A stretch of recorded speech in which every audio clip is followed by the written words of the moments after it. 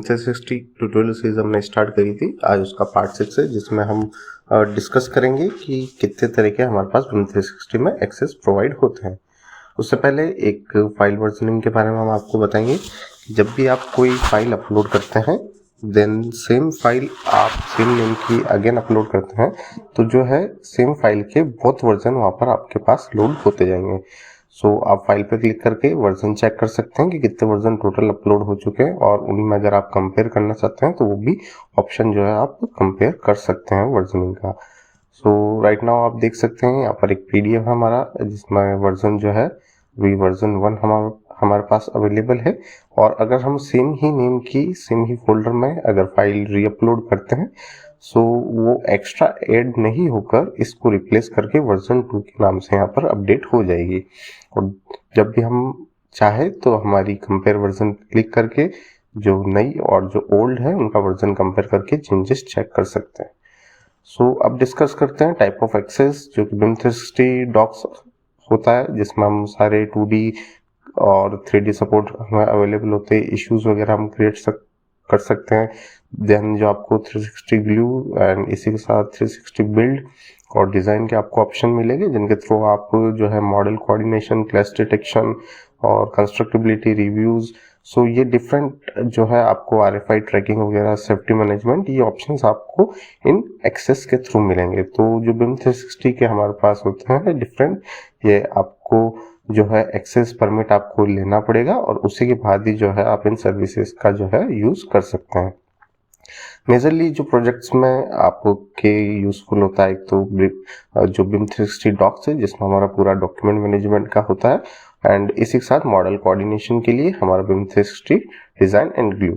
सो ये बेसिक जो है नीड आपके प्रोजेक्ट की नीड के हिसाब से कि आपके प्रोजेक्ट में वर्क सिंपल इश्यूज क्रिएट करने का एंड देन जो है मार्कअप वगैरह और डॉक्यूमेंट मैनेजमेंट से रिलेटेड वर्क है तो आपको डॉक्यूमेंट जो है डॉक्स उसी की ही नीड है। और आप चाहते हैं कि मॉडल कोऑर्डिनेशन और आपके मॉडल्स वगैरह भी सारे विम 360 पे अपलोड हो रहे हैं, क्लैश मैट्रिक्स भी वहीं से चेक हो रही है।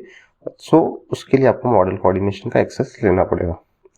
और ऑलरेडी प्रोजेक्ट एडमिन के थ्रू आप एक्सेस भी कंट्रोल कर सकते हैं कि किसी मेंबर को आपको किस सर्विस का एक्सेस देना है। आप नहीं चाहते कि आपके 10 मेंबर्स प्रोजेक्ट में वर्क कर रहे हैं तो 10 मेंबर्स को सबको मॉडल कोऑर्डिनेशन या डॉक्स का एक्सेस मिले तो वो एक्सेस आप प्रोजेक्ट एडमिन के थ्रू कंट्रोल कर सकते हैं। देन सर्विसेज में आप जाएंगे तो आपको यहाँ पर स्टेटस बता दिया जाएगा कि कौन कौन सी सर्विसेज अभी करंटली इस प्रोजेक्ट के लिए एक्टिव है। आप यहाँ से सर्विसेज का स्टेटस जो है चेंज कर सकते हैं।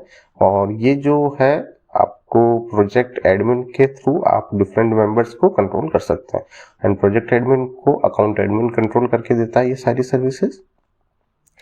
इसी के साथ डॉक्स का आपको ऑलरेडी हम बता चुके हैं। देन मॉडल कोऑर्डिनेशन एक बहुत ही इंपॉर्टेंट है जिसमें हम यहाँ पर देख सकते हैं आप ऊपर क्रिएट कोऑर्डिनेशन स्पेस, यहाँ पर हम डिफरेंट सर्विस के लिए एक स्पेस क्रिएट करते हैं।